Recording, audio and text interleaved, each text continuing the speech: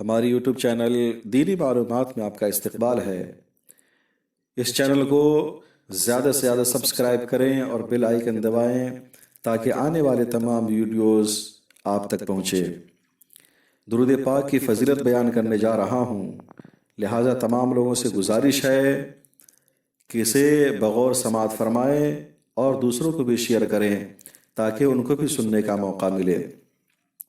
جوناگڑھ گجرات میں ایک سنگ تراش بڑا عابد و زاہد اور عاشق رسول تھا۔ مدینے والے کا جانثار اور دیوانہ تھا، گویا اس کا سینہ عشق رسول کا مدینہ تھا۔ اس کا مزاج مستانہ تھا، ہر وقت اس کے لبوں پر درود و سلام کا ترانہ ہی ترانہ تھا۔ درود و سلام کی مشہور و معروف کتاب دلائل الخیرات شریف اس کو زبان یاد تھی۔ اس کا یہ معمول بن چکا تھا کہ جب بھی کوئی پتھر تراشتا درود و سلام پڑھتا رہتا۔ پتھر تراشنے کے دوران دلائل الخیرات شریف کا ایک باب ضرور پڑھتا۔ حج کا مہینہ ہے، حجاج کرام کے قافلے حرمین شریفین کی زیارت کے لیے رواں دواں ہے۔ اس غریب سنگ تراش عاشق رسول نے حاجیوں کے بڑھتے ہوئے قافلوں کو دیکھا تو آنکھوں میں آنسو آ گئے، گویا زبان حال سے یہ کہہ رہا تھا، مجھے بھی ساتھ لے لو قافلے والو ذرا ٹھہرو، مجھے بھی ساتھ لے لو قافلے والو ذرا ٹھہرو، بہت مدت سے ہے ارماں مدینے کی زیارت کا۔ اے کاش اگر میرے پاس دولت ہوتی تو حاجیوں کے ساتھ میں بھی حج کو جاتا۔ اے کاش اگر میں صاحب استطاعت ہوتا تو حرمین شریفین کی زیارت سے مشرف ہوتا۔ اے کاش اگر سرکار مدینہ مجھے بھی بلا لیتے تو میں بھی مدینہ کے گرد و غبار سے مغبر ہوتا۔ اے کاش میں بھی روضہ انور کے سامنے کھڑے ہو کر درود و سلام پیش کرتا تو کیا ہی اچھا ہوتا۔ اے کاش میں بھی سنہری چاریوں کو چومتا تو کیا ہی اچھا ہوتا۔ گویا وہ عاشق رسول یہ دعا کر رہا تھا، وہ دن کرے خدا کے مدینے کو جائیں ہم، خاکے در رسول کا سرما لگائیں ہم، جالی پکڑ کے روضے اقدس کی بار بار، یہ حال دل رسول خدا کو سنائیں ہم۔ ہر سنی مسلمان کی یہ خواہش ہوتی ہے، دکھا دے یا الہی وہ مدینہ کیسی بستی ہے جہاں پہ رات دن مولا تیری رحمت برستی ہے۔ خوش نصیب عاشق ایک رات جب تصور مدینہ کر کے درود و سلام پڑھتے پڑھتے سو گیا تو دل کی آنکھیں کھل گئی، ہندوستان سے مدینے تک کے سارے حائل حجابات سمٹ گئے، سامنے مسجد نبوی ہے، شہنشاہ کونین صلی اللہ تعالیٰ علیہ وسلم جلوہ افروز ہیں، گنبد خضرا کی ضیابار کرنوں سے فضا منور ہو رہی ہے، بڑا خوشگوار ماحول ہے، نورانی میناروں سے رحمت و انوار کی بارش ہو رہی ہے، مگر ایک مینار مقدس کا ایک کنگورا ٹوٹا ہوا ہے۔ مکی سرکار مدنی تاجدار کی پوری توجہ خوش نصیب عاشق کی طرف ہے، انتہائی شفقت سے فرماتے ہیں، دیوانے وہ دیکھو اس نور بار مینار کا ایک کنگورا ٹوٹ گیا ہے، لہٰذا تم ہمارے گھر مدینے میں آؤ اور اس کنگورا کو اچھی طرح بنا دو۔ جیسے ہی دیوانے کی آنکھ کھلتی ہے، خواب سے بیدار ہوتا ہے تو خواب کا پورا نقشہ تخیل میں گردش کرنے لگتا ہے۔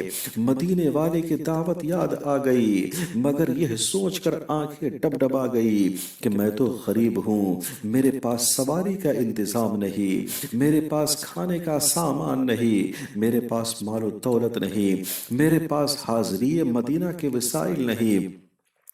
ایسی مایوسی کے عالم میں خدا کی رحمت دستگیری کرتی ہے، ایسی نا امیدی کے عالم میں مصطفیٰ کی عنایت رہبری کرتی ہے۔ دیوانے تم وسائل کی فکر مت کرو، کیونکہ تمہیں بلانے والے وہ ہیں جو تاجدار مدینہ ہے، تم تو ان کے مہمان ہو جو شہنشاہ کون و مکان ہے، ارے تمہارے میزبان تو وہ ہیں جو قاسم نعمت ہے۔ دیوانہ خود کو تسلی دیتے ہوئے دل ہی دل میں کہنے لگتا ہے، چاہے مصائب و آلام کا کوہ ہمالیہ ہی کیوں نہ ٹوٹ پڑے، چاہے کتنی ہی مصیبتوں اور پریشانیوں کا سامنا کیوں نہ کرنا پڑے، مدینے والے کا بلاوا آیا ہے تو جانا ہی پڑے گا۔ چنانچہ خوش نصیب عاشق تھوڑا سا زیادہ سفر باندھ لیتا ہے، اوزار کا تھیلا اپنے کاندھے پر لٹکا لیتا ہے اور سفر کا آغاز کر دیتا ہے۔ ادھر دیوانہ جھومتا ہوا پور بندر کی طرف جا رہا ہے اور ادھر پور بندر کی بندرگاہ پر مدینے کی کشتی تیار ہے، مسافر پورے ہو چکے ہیں، زائرین حرمین شریفین خوشی سے پھولے نہیں سما رہے ہیں، لنگر اٹھا دیے ہیں، مگر مدینے کی کشتی ذرہ برابر بھی ہلنے کا نام نہیں لے رہی ہے، کشتی میں کوئی کمی بھی نظر نہیں آ رہی ہے، کپتان پریشان ہے۔ اتنے میں جہاز کے عملے میں سے کسی کی نظر جھومتے ہوئے عاشق پر پڑ جاتی ہے۔ جہاز والے سمجھے کہ شاید ایک زائرین مدینہ باقی رہ گیا ہے، جہاز والوں نے دیوانے کو سوار کر لیا، کسی نے اس سے ٹکٹ وغیرہ بھی نہیں مانگا، المختصر یہ کہ سنگ تراش عاشق رسول مدینہ پہنچ جاتا ہے، انتہائی عقیدت و محبت اور نہایت ادب و احترام کے ساتھ روضہ انور کی طرف بڑھتا ہوا چلا جا رہا ہے۔ حرم شریف کے کچھ خادموں کی نظر جو ہی دیوانے پر پڑتی ہے تو بے ساختہ پکار اٹھتے ہیں، ارے یہ تو وہی خوش نصیب عاشق ہے جس کا حلیہ رسول اللہ صلی اللہ تعالی علیہ وسلم نے ہمیں دکھایا ہے۔ دیوانہ جھومتا ہوا گنبد خضرا کی طرف بڑھتا ہی چلا جا رہا ہے۔ دیوانہ اشکبار آنکھوں سے سنہری چالیوں پر حاضری دیتا ہے اور درود السلام کے پھول مزار رسول پر چڑھا کر الٹے پاؤں واپس ہو کر باہر پھر اس جگہ پر کھڑا ہو جاتا ہے خواب میں جو جگہ دکھائی گئی تھی۔ دیوانہ اشکبار آنکھوں کو نور بار میناروں کی طرف اٹھاتا ہے تو کیا دیکھتا ہے کہ واقعی ایک کنگورا ٹوٹ گیا ہے۔ چنانچہ دیوانہ خدا کا نام لے کر، دل میں یاد نبی بسا کر، لبوں پر درود السلام کی ڈالی سجا کر، اپنی کمر میں رسی بندھوا کر، خدام کی مدد سے گھٹنوں کے بل الامر فوق الادب کے تحت اوپر چڑھتا ہے اور ارشاد رسول کے مطابق کنگورا شریف کو اچھی طرح بنا دیتا ہے۔ جیسے ہی کنگورا شریف کا کام مکمل ہوتا ہے اور دیوانہ نیچے آنے کا ارادہ کرتا ہے تو دیوانے کی بے قرار روح سبز گنبد کا قرب پا کر قرار پا جاتی ہے اور اوپر سے نیچے لوٹنے کے لیے انکار کر دیتی ہے۔